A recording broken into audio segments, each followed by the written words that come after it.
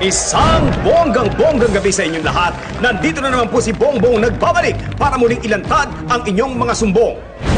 Wala baliligtasin, lahat tutumbukin dito sa mas pinabonggang sumbong-sumbong kay bonggang-bonggang Bongbong. Dito na kayo magsumbong, diretso pa ang aksyon. Iibabaw na ang unang sumbong. Sumbong ito ng isang kibitzer na inirereklamo ang mga lalaking post ng mga picture nila na nakahubad. Basta bawat post nila, kailangan laging nakahubad para ipakita at ibalandra ang katawan nila. Picturean natin ang sumbong na yan.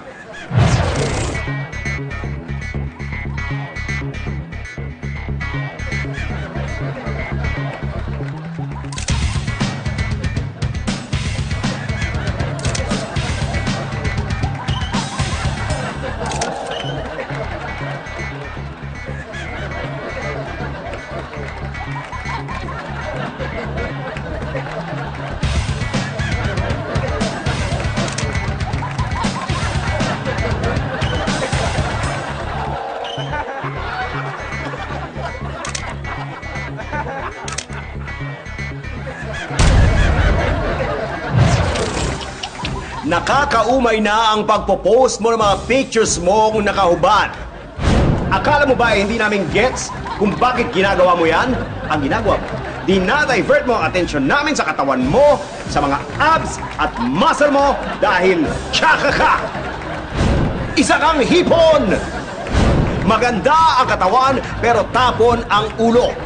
Itigil mo na yung diversionary tactics mo na yan kung ayaw mong kunang kita ng picture at saka mo i-post ang mukha mo sa nangangalit mong sumbong. Bueno, aapir na ikalawang sumbong. Sumbong ito ng isang netizen na nirereklamo ang mga taong mahilig mag-live streaming kahit hindi naman sila celebrity. Wala man ang kaayos-ayos at kung saan-saan lang kinukunan. I-follow na natin ang sumbong na yan. Pwede na to. Live. Hi! Hi sa mga sa mga viewers ko. Hello! Nandito nga pala ako sa live screening. Binabati ko nga pala yung 7 kong followers diyan sa Marikina. I-follow niyo naman ako ha. At hi nga pala dun sa mga friend ko diyan sa Marikina. Yung 7, si Romel, si Harold, si Tina, si Marie, tsaka si Melody. Uy, kumusta kayo dyan? I-follow nyo ko ha. Live screaming yun, oh.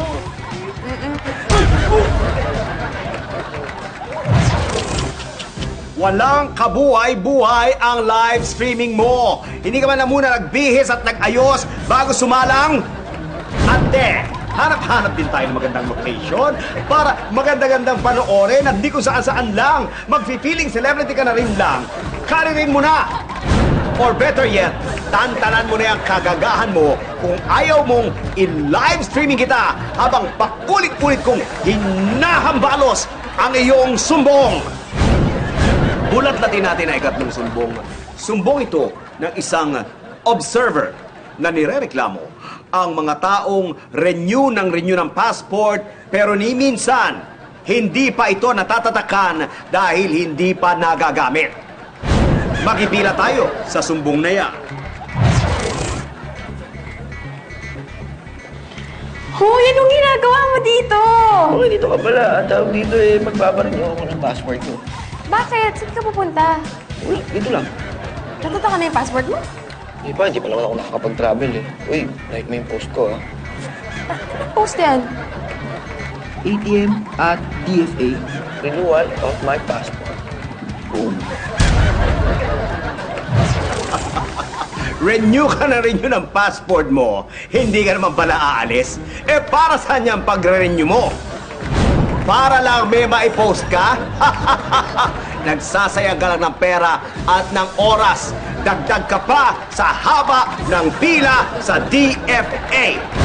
Tapos ano ang kasunod niyan? Mag-iimbento ka ng post na naka-check-in ka na at bound for Hong Kong at Singapore o kung saan-saan pa mga bansa para kunyari ay nagagamit mo yung passport mo? Hoy! Tigilan mo yung kaibangan mo kung ayaw mong tatakan ko ng denied yung umalingasaw at expired mong sumbong. Which reminds me of this quote that I'm reminded of. Think of traveling. Dream of flying. It's worth the trip because you cannot afford it. Bueno, hanggat may reklamador, hanggat may pakialamero, hanggat may sumbongero, nandito ako at titirahin ko kayo sa sumbong. Kaya kung may mga gusto ko ipatira, ipagbigay alam nyo lang dito sa Mas Pinabonggang Sumbong-Sumbong kay Bonggang-Bonggang Bongbong. Dito na kayo magsumbong, diretso pa ang aksyon.